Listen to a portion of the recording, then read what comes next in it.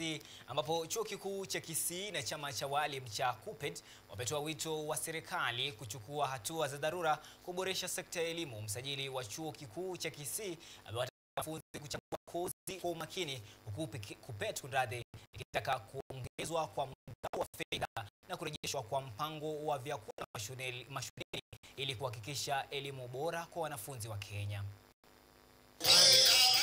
Msajili wa chuo kikuu cha Kisii Kennedy Getange amewashauri wanafunzi wa mwaka 2024 kutumia muda wa nyongeza wa kuchagua kozi zao kwa makini ambao unakamilika tarehe 7 mwezi huu.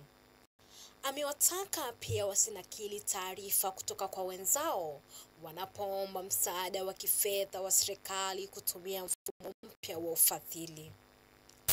So those ones who succeeded last year, who are going to join the university this year, please, when you are filling the information which is required, ensure that it's accurate.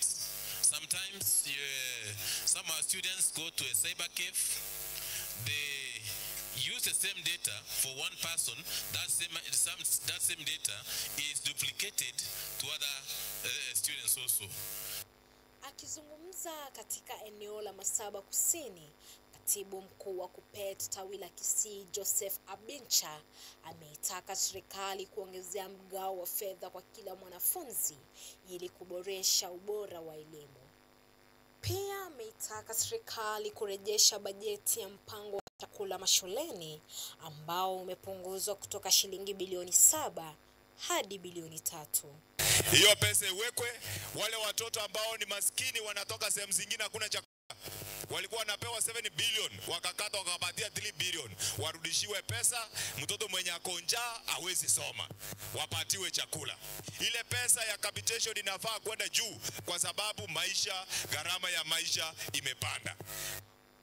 Aidha, chama hicho kimepinga mpango wa serikali wa kufuta ada za usajili wa mtihani wa kitaifa, kikionya kuwa hatua hiyo inaweza kuwaongezea mzigo wazazi na shule.